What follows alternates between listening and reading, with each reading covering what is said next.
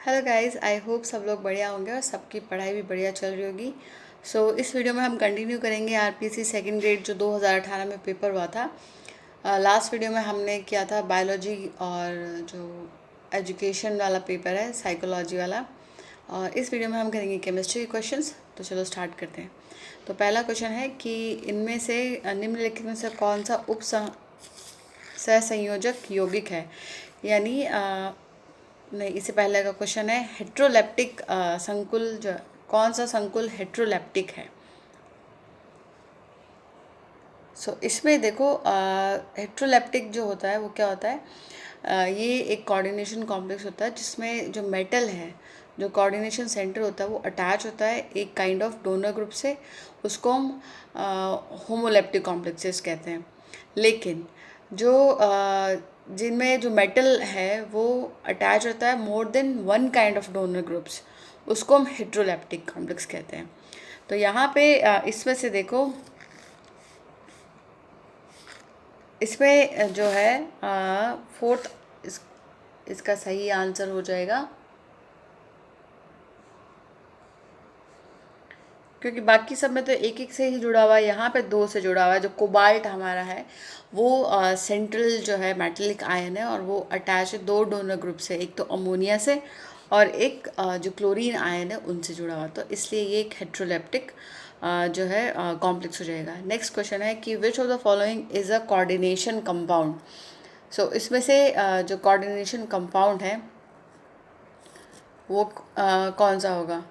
Coordination compound जो होता है वो कोई भी सब्सटेंस होता है with chemical structure in which a central metal atom is surrounded by a group of atoms, और जिनको हम लिगेंड्स कहते हैं, और ये जो है केमिकल बॉन्ड से जो है जुड़े हुए रहते हैं। तो अब इसमें देखो क्या है, ग्रुप ऑफ उससे होना चाहिए। तो यहाँ जो फोर्थ है वो इसका सही आंसर हो जाएगा, क्योंकि यहाँ पे देखो पोटेशियम जो है वो एक सेंट्रल मेटल जो एटम है उसकी तरह एक्ट कर रहा है। ये 3 इलेक्ट्रॉन एक्सेप्ट करता है फ्रॉम डोनर ग्रुप AlC2O4 जो है ये कंपाउंड है, इससे जो है ये 3 इलेक्ट्रॉन्स एक्सेप्ट करेगा, ठीक है। और बाकी के जो कंपाउंड्स हैं उनमें ये जो है ये फॉलो नहीं होता है। इसका सही आंसर हो जाएगा फोर्थ। नेक्स्ट क्वेश्चन है हमारा, कक्षकों के भरने के लिए निम्नलिखित में से कौन सा क्रम सही नहीं है। तो सही ऑर्डर देखो होता है 1S से 2S 2P 3S 3P इस तरह से। तो इसमें देखो 5D 6P 7S ये सही है, 5S 4D 5P ये भी सही है। लेकिन इसमें से जो है 6S 5F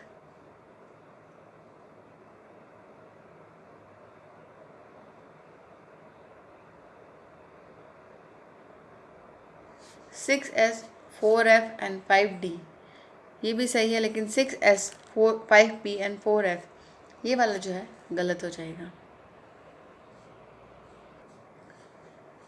नेक्स्ट क्वेश्चन है हमारा, एक परमाणु जिसका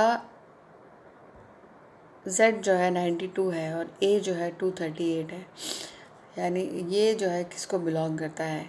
तो Z जो है वो एटॉमिक नंबर होता है और A जो है वो होता है मास नंबर।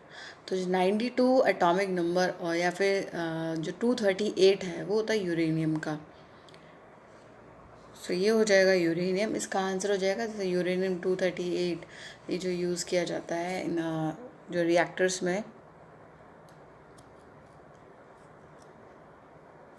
नेक्स्ट क्वेश्चन है हमारा, इन O2F2 the oxidation number of oxygen is. तो ऑक्सीजन का इसमें जो ऑक्सीडेशन नंबर है वो हो जाएगा +1। मोस्टली जो है मोस्ट कॉमनली जो है ऑक्सीडेशन नंबर ऑक्सीजन का होता है -2। लेकिन यहाँ पे कुछ एक्सेप्शंस होते हैं, जैसे कि पेरोक्साइड्स जो हैं तो उसमें ऑक्सीजन का जो ऑक्सीडेशन नंबर है वो होता है -1। सुपर ऑक्साइड्स जैसे कि KO2 RbO2 इनमें ऑक्सीजन का जो ऑक्सीडेशन नंबर होता है वो होता है -1/2। और डाईफ्लोराइड्स जैसे कि OF2 वहाँ पे होता है +2।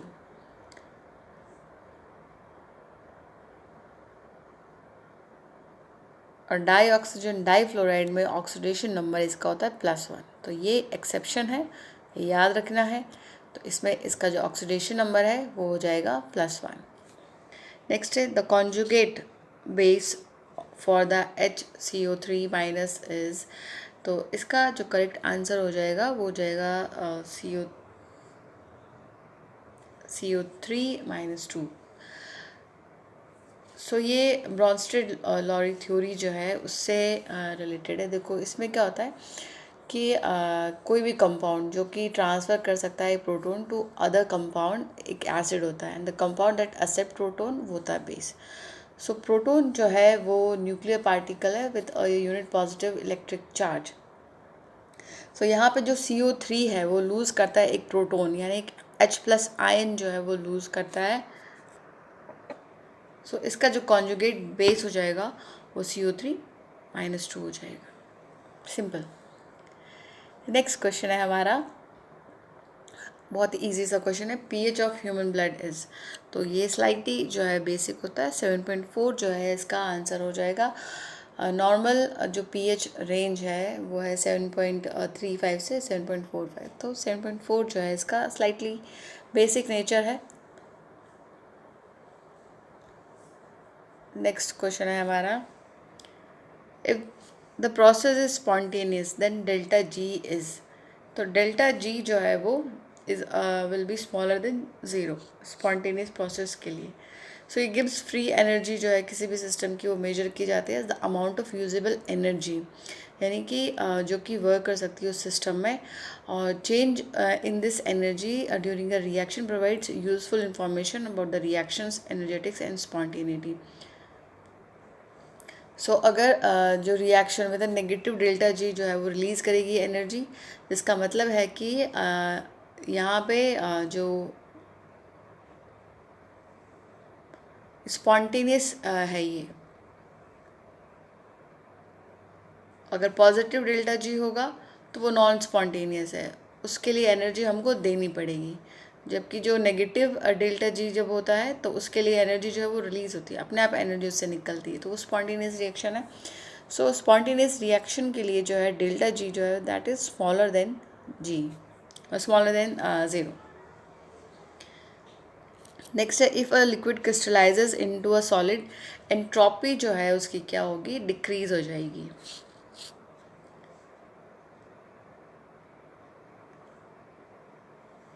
सो ये जो एक थर्मोडायनामिक क्वांटिटी है that represents the unavailability of a systems thermal energy, जो कि कन्वर्ट हो सकती है इनटू मैकेनिकल एनर्जी। और एंट्रोपी को हम डिनोट करते हैं एस से। सो एंट्रोपी जो है वो मेजर करती है डिग्री ऑफ रैंडमनेस और disorder in a system. Next है, सो क्रिस्टलाइज होने पे जो डिसऑर्डरनेस है वो कम हो जाएगा, तो दैट अल्टीमेटली जो है ये एंट्रोपी डिक्रीज हो जाएगी। नेक्स्ट है, यहाँ पे हमें एक रिएक्शन दे रखी है और विच स्पीशीज़ इज़ अंडरगोइंग रिडक्शन। तो रिडक्शन के बारे में पूछा कि कौन जो है इसमें रिडक्शन कर रहा है। तो देखो सिंपल दिख रहा है हमको कि कॉपर में जो है यहाँ पे रिडक्शन हो रहा है। सो ऑक्सीडेशन नंबर जो है कॉपर का वो डिक्रीज हो रहा है फ्रॉम +1 to 0, +1 से 0 हो रहा है। कॉपर जो है वो रिड्यूस हो रहा है।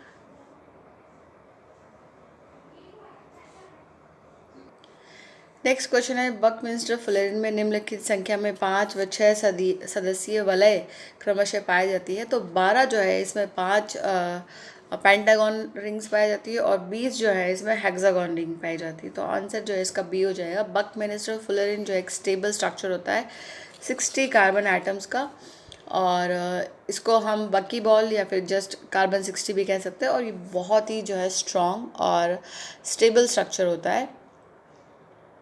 नेक्स्ट क्वेश्चन है, निम्नलिखित में से कौन सा कॉपर का ऑक्साइड है। तो क्यूपराइट जो है वो कॉपर का ऑक्साइड है। क्यूपराइट एंड टेनोराइट जो है स्टेबल ऑक्साइड्स है कॉपर के, और बाकी के जो ऑक्साइड्स है वो इतने स्टेबल नहीं होते हैं।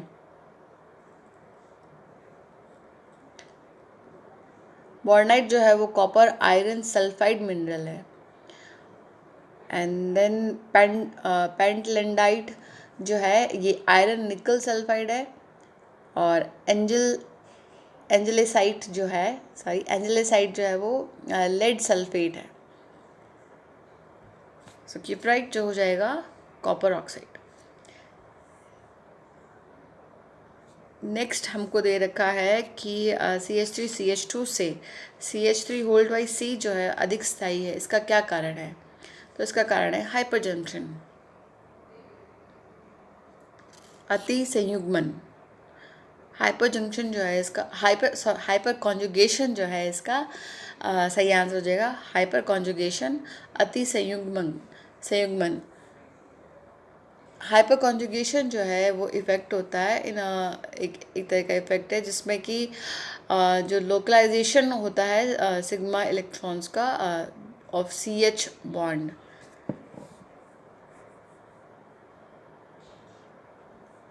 नेक्स्ट क्वेश्चन है हमारा,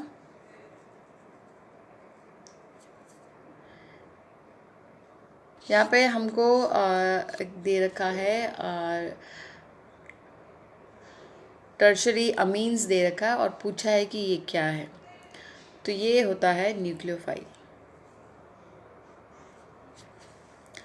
न्यूक्लियोफाइल एक कंपाउंड होता है जो कि डोनेट करता है electron pair two electron deficient species. यहाँ पे इलेक्ट्रॉन का जो है लोन पेयर है। यहाँ पे nitrogen and amines have a lone pair of electron which they can donate, that is why they act as nucleophiles. नाभिक स्नेही जो है।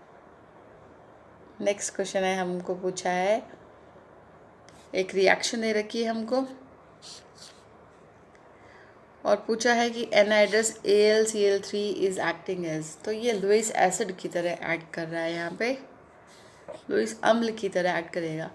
सो ये एक type of Friedel Crafts acylation जो है रिएक्शन है ये, और इसमें AlCl3 जो है वो एक्ट करता है as Lewis acid. Next question है हमारा, which of the following polymer is thermosetting polymer? Simple है ये भी। बैकेलाइट जो है वो एक थर्मोसेटिंग पॉलीमर होता है। थर्मोसेटिंग पॉलीमर जो है वो इरिवर्सिबली हार्ड होते हैं, यानी उनको वापस जो है रिवर्स नहीं किया जा सकता। और ये जो होता है कि जो सॉफ्ट सॉलिड या फिर विस्कस लिक्विड पॉलीमर या फिर रेजिन जो है उसको प्रोसेस करके इसको हार्ड बनाया जाता है। कुछ एग्जाम्पल्स जो है थर्मोसेटिंग पॉलीमर के वो है polyurea, bakelite, urea formaldehyde etcetera.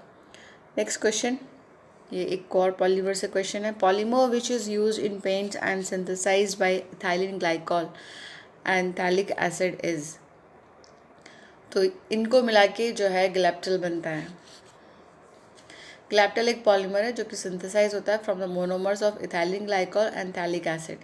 ये जो है यूज़ किया जाता है पेंट्स एंड लिक्विड्स जो है उसको बनाने में। नेक्स्ट क्वेश्चन है हमारा, दवा जो बुखार को कम करती है कहलाती है? तो इसे हम एंटीपायरेटिक दवा कहते हैं। एंटीपायरेटिक जो है वो फीवर को कम करती है।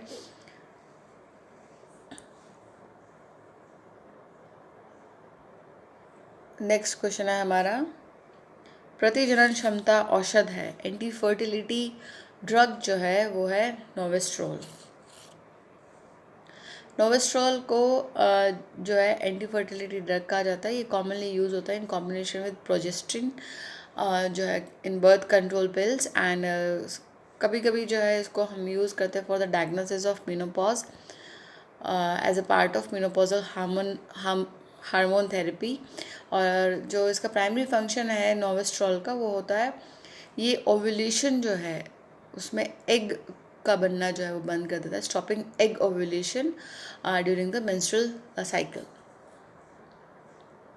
नेक्स्ट क्वेश्चन है हमारा, इसमें से हमको पूछा है नॉन रिड्यूसिंग शुगर जो है यानी अनअपचायी शर्करा जो है इसमें से कौन सी है? वो हो जाएगा सुक्रोज। नॉन रिड्यूसिंग शुगर जो है वो रिड्यूस नहीं होती टू द कंपाउंड्स एंड इनमें एक OH ग्रुप नहीं होता है टू द जो कि मतलब OH ग्रुप नहीं होता है इनमें। सारे मोनोसेक्राइड्स जैसे कि ग्लूकोज है वो रिड्यूसिंग शुगर है, बट डाइसेक्राइड्स जो डाइसेक्राइड्स है वो रिड्यूसिंग और नॉन रिड्यूसिंग दोनों हो सकते हैं। माल्टोज और लैक्टोज जो है वो रिड्यूसिंग है। सुक्रोज जो है वो नॉन रिड्यूसिंग शुगर है। नेक्स्ट क्वेश्चन है हमारा, निम्नलिखित में से कौन सा प्राकृतिक अमीनो अम्ल प्रकाशीय अभिक्रिय है यानी ऑप्टिकली इनएक्टिव है? तो ये है ग्लाइसिन। ये ऑप्टिकली इनएक्टिव होता है। ऑप्टिकली इनएक्टिव सब्सटेंस वो होते हैं substance which doesn't have optical activity, that is the substance which doesn't rotate the plane of polarise light. So almost सारे जो natural amino acid except glycine are optically active, तो ये exception है glycine, याद रखना। बाकी सारे नेचुरल अमीनो एसिड्स जो हैं वो ऑप्टिकली एक्टिव होते हैं। And this is because glycine में जो है एक किरल कार्बन जो है वो नहीं होता है इसके स्ट्रक्चर में। नेक्स्ट क्वेश्चन है कि अधिशोषण की डेल्टा एच सदैव होगी। एड्जॉर्प्शन की जो है वो होती है ऋणात्मक होती है डेल्टा एच। एडॉप्शन जो है वो होता है deposition of molecular species on to the surface. एक मॉलिक्यूलर स्पीशीज जो है वो that get adsorbed on the surface known as adsorbent, और जो जिस सरफेस पे ये एड्जॉर्ब होती है उसको एड्जॉर्बेट कहते हैं। एड्जॉर्प्शन जो है वो एक एक्सोथर्मिक प्रोसेस होता है। जो डेल्टा एच जो चेंज इन एंथैल्पी है वो इसके लिए क्या होगा? नेगेटिव होगा। नेक्स्ट है वह पदार्थ जो उत्प्रेरक की क्रियाशीलता को घटाते हैं वो कहलाते हैं। उनको जो एंजाइम जो कैटलिस्ट जो होते हैं जो एक्टिविटी को रिड्यूस करते हैं उसको हम कहते हैं पॉइजन्स। कैटालिटिक पॉइजन जो है ऐसे सब्सटेंस होते हैं जो कि खुद जो है वो themselves are not catalysed, but जिनकी प्रेजेंस से जो एक्टिविटी होती है कैटलिस्ट की वो डिक्रीज हो जाती है। ये जो है एंटी कैटलिस्ट या फिर कैटलिस्ट इनहिबिटर्स इनको कहते हैं हम। नेक्स्ट क्वेश्चन है which of the following chemical pollutant is a chemical pollutant in water? तो पानी में रासायनिक प्रदूषक कौन सा है इसमें से? ये हो जाएगा पॉलीक्लोरिनेटेड बाइफेनाइल, PCB। ये हाईली टॉक्सिक इंडस्ट्रियल कंपाउंड्स है। ये एक्यूमुलेट होते हैं in the sediments at the bottom of the streams, river, lakes and coastal areas. ये केमिकल्स जो है ये हमारे फैटी टिश्यूज़ जो उसमें आ सकते हैं थ्रू द फूड चेन, क्योंकि ये जो फिश है और बाकी के जो एनिमल्स है जो उस पानी को कंज्यूम कर रहे हैं उनके फैटी टिश्यूज़ में ये जो है डिपॉजिट हो जाता है इन हाई कंसनट्रेशन। अगर हाई कंसनट्रेशन हो जाते हैं तो सीरियस जो है हेल्थ रिस्क हो जाते हैं, जो कि कंटामिनेटेड फ़िश खाएंगे इनसे, इस पॉल्यूटेंट से जो कंटामिनेटेड वाटर में जो फिश रहती है उसको खाएंगे तो। नेक्स्ट क्वेश्चन है हमारा, निम्नलिखित में से कौन सी धातु लाल रक्त कोशिकाओं के विकास एवं वयस्क होने में बाधा उत्पन्न करती है? ये है हमारी लेड। लेड जो है ये जो डेवलपमेंट एंड मैचुरेशन है रेड ब्लड सेल्स का उसमें इंटरफेयर करती है, और स्मॉल अमाउंट को भी अगर एक्सपोजर हो जाए हमारे जो रेड ब्लड सेल्स की सरफेस पे तो उनका मैचुरेशन और डेवलपमेंट जो है वो ख़त्म हो जाता है।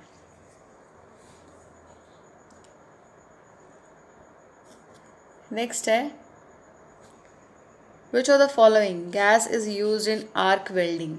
आर्क वेल्डिंग में यूज़ की जाती है हीलियम।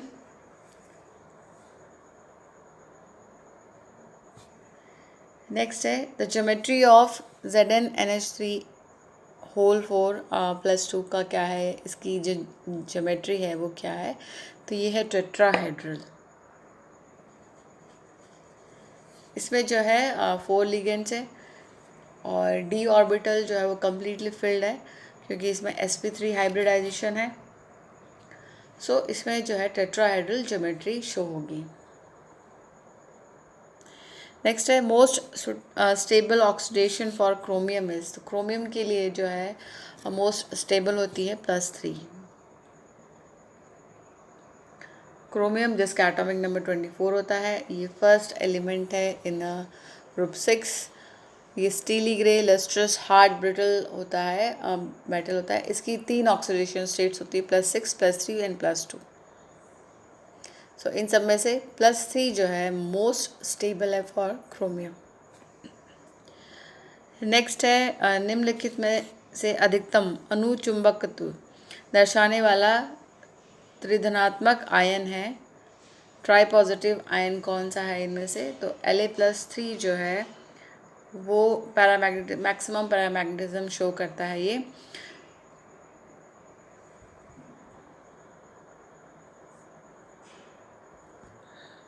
नेक्स्ट है which of the following element is essential for vitamin B12, so B12 के लिए है कोबाल्ट।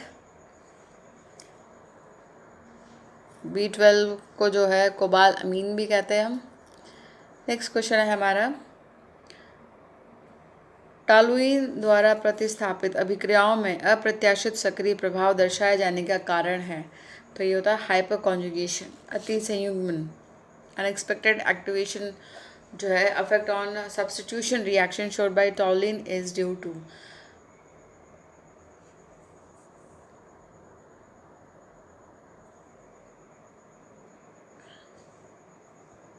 नेक्स्ट क्वेश्चन है एक यौगिक के IR स्पेक्ट्रा में यदि 17-15 सेंटीमीटर पर एक शिखर प्राप्त होता है तो यौगिक है, तो ये जो कंपाउंड है वो क्या होगा, इसका आंसर हो जाएगा ऑप्शन 1। ये इंफ्रारेड स्पेक्ट्रोस्कोपी जो है वो यूज़ की जाती है for the identification of organic compounds. हर एक स्पेक्ट्रम बैंड में जो है डिफरेंट कंपाउंड जो है वो असाइन होते हैं। सो इन कंपाउंड के एनालिसिस से जो है देखो एलिफेटिक कीटोन्स जो है वो स्ट्रेच ऑफ CO आयंस जो है ये स्ट्रेच होते हैं at are present, and out of the given option जो फर्स्ट जो कीटोन है या एसीटोन जो ग्रुप है ये इसमें ही जो है इतनी लंबी जो है शिखर प्राप्त होगी हमको। नेक्स्ट क्वेश्चन है, यदि अभिक्रिया का वेग अभिकारक की प्रारंभिक सांद्रता पर निर्भर नहीं करता तो अभिक्रिया की कोटि होगी 0। सो ऑर्डर ऑफ रिएक्शन जो है वो रिप्रेजेंट करता है द नंबर ऑफ रिएक्टेंट जिनकी कंसंट्रेशन जो है डायरेक्टली अफेक्ट हो रही है, अफेक्ट कर रही है जो रेट ऑफ रिएक्शन है उसको। सो ज़ीरो ऑर्डर रिएक्शन में जो रेट ऑफ रिएक्शन है वो इंडिपेंडेंट होती है of the concentration of reactants.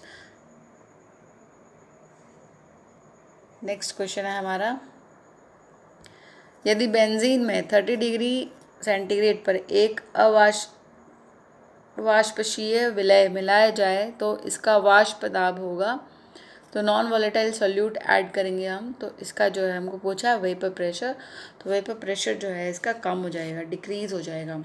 So non volatile solute जब ऐड होता है बेंजीन में तो इसकी वेपर प्रेशर डिक्रीज़ हो जाती है। इसकी वॉलेटिलिटी जो है, रैंडमनेस जो है मॉलिक्यूल्स का वो डिक्रीज़ हो जाता है which reduces its vapour pressure. Next है, बेंजीन में एसिटिक अम्ल का मोलर भार 60 के स्थान पर 118 आता है, कारण है इसका क्या कारण है, तो इसका कारण है एसोसिएशन ऑफ मॉलिक्यूल्स, अणुओं का जो है संगुणन। एसिटिक एसिड का मोलर मास जो है वो होता है 60 ग्राम पर मोल। एसिड जो है वो डाइमराइज होता है in benzene due to the presence of hydrogen bonding between its molecule. So ये due to this association of molecule जो मॉलिक्यूलर वेट है एसिटिक एसिड का वो डबल हो जाता है ऑफ दैट नॉर्मल वैल्यू, तो इसलिए बेंजीन में जो एसिटिक एसिड है वो मॉलिक्यूलर वेट शो करता है 118। किस वजह से, अणुओं का जो है संगुणन हो जाता है। नेक्स्ट है, KCl के तनुकरण करने पर चालकता एवं तुल्यांक चालकता में क्रमशः बदलाव होगा, सो कंडक्टिविटी एंड इक्विवेलेंट कंडक्टिविटी में क्या चेंज होगा, कंडक्टिविटी जो है डाइल्यूशन पे डिक्रीज हो जाएगी, बट इक्विवेलेंट कंडक्टिविटी जो है वो इंक्रीज होगी। ऑप्शन थर्ड इसका सही आंसर हो जाएगा। So conductance of electricity of aqueous solution is due to presence of electrolytes. So अब इलेक्ट्रोलाइट्स जो है वो दो टाइप के होते हैं, स्ट्रांगली डिसोसिएटिंग और वीकली डिसोसिएटिंग। सो इलेक्ट्रोलाइट्स जो डिसोसिएट करते हैं almost completely in the aqueous solution, they produce a large number of free ions. So free ions जो है वो इलेक्ट्रिसिटी कंडक्ट करते हैं इन द सॉल्यूशन।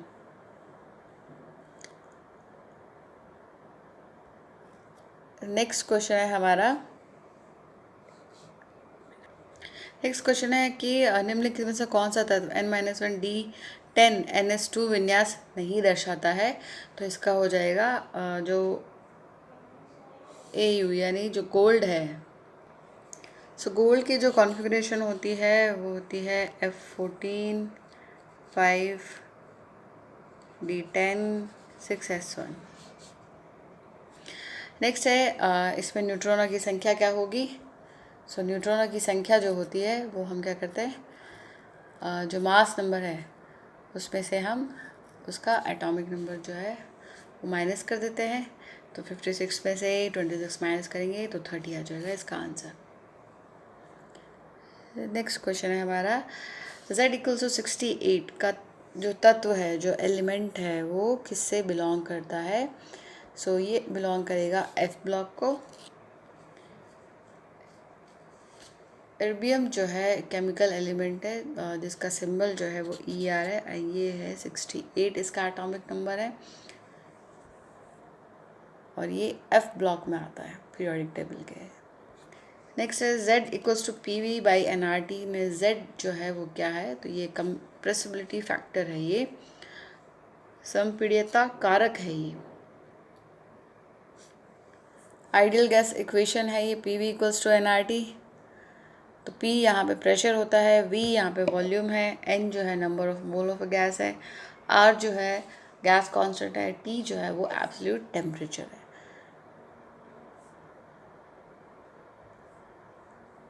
नेक्स्ट है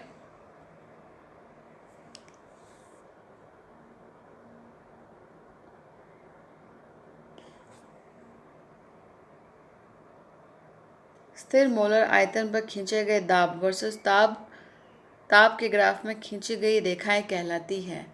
तो हम इनको कहते हैं आइसोकोर्स समआयतनी आरेख। कांस्टेंट मोलर वॉल्यूम पर जो प्रेशर और टेम्परेचर का जो ग्राफ होता है वो एक स्ट्रेट लाइन होता है। तो इस प्लॉट को जो है हम कहते हैं आइसोकोर। यहाँ पे equal volume of all gases जो है वो they undergo the same conditions of the temperature pressure and contain equal number of molecules. Next question है हमारा,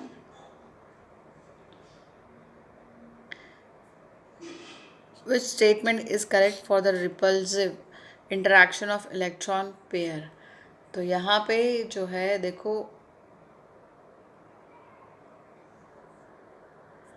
जो valence shell electron pair repulsion theory है उसमें क्या है कि लोन पेयर ऑफ इलेक्ट्रॉन जो है वो रिपेल करते हैं सबसे ज़्यादा strongly than that of bond pair of electron.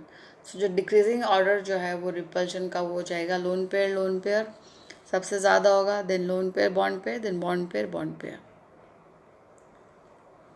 Loan pair and bond pair. Next question है हमारा, BF3 की ज्यामिति होगी। तो BF3 जो है ट्रायंगुलर प्लेनर हो जाएगी इसकी। जो बोरोन ट्राइफ्लोराइड है ये एक इनऑर्गेनिक कंपाउंड है और इसकी पंजेंट कलरलेस टॉक्सिक गैस है ये, it's form white fumes in moist air and ये एक यूजफुल बेस एसिड है एंड वर्सेटाइल बिल्डिंग ब्लॉक है फॉर अदर बोरोन कंपाउंड्स। इसकी जो ज्योमेट्री है वो ट्रायंगुलर प्लेनर ज्योमेट्री है। सो ये हो गया हमारा केमिस्ट्री का पेपर पूरा। नेक्स्ट वीडियो में हम फिजिक्स का पेपर करेंगे। तब तक अच्छे से पढ़ाई कीजिए, अपना ख्याल रखिए। All the best, thank you.